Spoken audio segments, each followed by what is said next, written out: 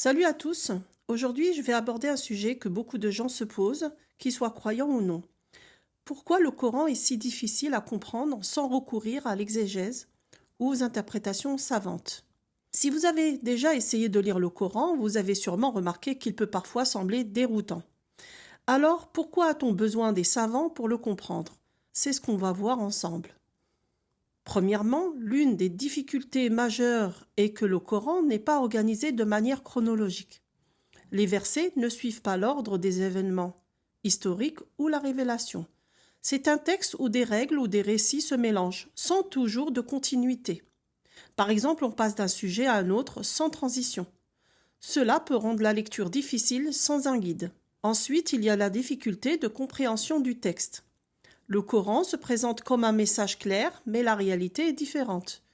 Beaucoup de passages sont ambigus ou nécessitent une exégèse complexe pour être compris. Par exemple, certains versets sont très vagues, voire métaphoriques, et on retrouve à devoir faire appel à des exégètes pour savoir ce qu'ils signifient. Mais là aussi, les interprétations divergent en fonction des courants, des époques et des sensibilités religieuses. Cette ambiguïté pose un problème majeur. Un texte supposé divin, censé être compréhensible pour tout croyant, ne l'est pas sans une connaissance approfondie de l'arabe classique et des contextes historiques. Un autre point qui complexifie la compréhension du Coran, ce sont les contradictions apparentes et la notion de verset abrogé et abrogeant. Comme on en a déjà parlé dans une précédente vidéo, certains versets sont remplacés ou annulés par d'autres. Cela signifie que pour bien comprendre certains versets, il faut connaître le contexte historique et savoir quels versets sont encore valides. Sans ces informations, il est facile de se perdre dans le texte et de ne pas savoir quelles règles s'appliquent. Une autre question centrale est celle de l'universalité du message coranique. Le Coran est présenté comme une parole universelle, valable pour toute l'humanité et pour toutes les époques. Cependant, de nombreux passages semblent profondément enracinés dans le contexte tribal de l'Arabie du 7e siècle. Mais l'un des aspects qui pose particulièrement problème dans cette idée d'universalité, c'est la question de la langue. Le Coran est révélé en arabe et, selon la tradition, il doit être récité dans cette langue, même par ceux pour qui l'arabe n'est pas la langue maternelle. Cela signifie que des millions de croyants à travers le monde doivent mémoriser des passages du Coran en arabe, une langue qu'ils ne comprennent parfois pas du tout. Cela inclut aussi les prières qui doivent être faites en arabe, quelle que soit la langue parlée par le croyant. Mais cela soulève une vraie question. Pourquoi un message censé être universel serait-il limité à une seule langue ? Si Dieu s'adresse à toute l'humanité, pourquoi ne pas autoriser les gens à prier dans leur propre langue, à comprendre profondément les textes dans leur langue maternelle? Cette exclusivité de l'arabe crée une barrière linguistique qui, pour beaucoup, empêche une réelle connexion avec le message.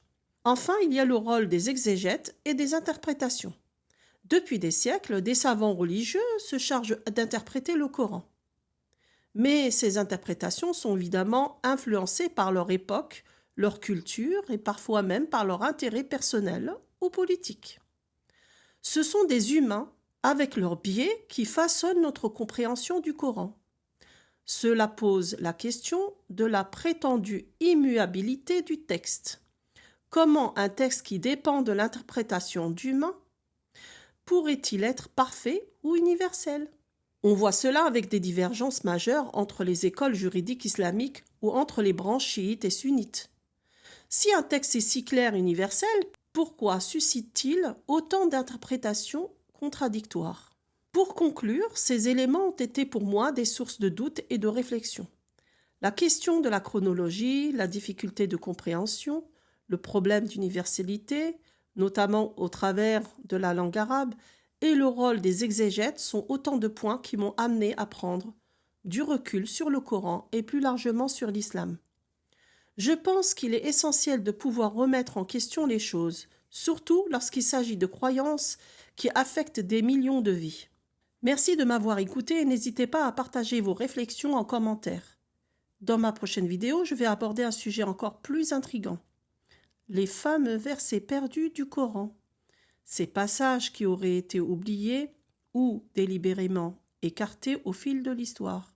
Un autre point qui soulève des questions sur l'intégrité et l'immuabilité du texte dit sacré. Restez connectés et à bientôt.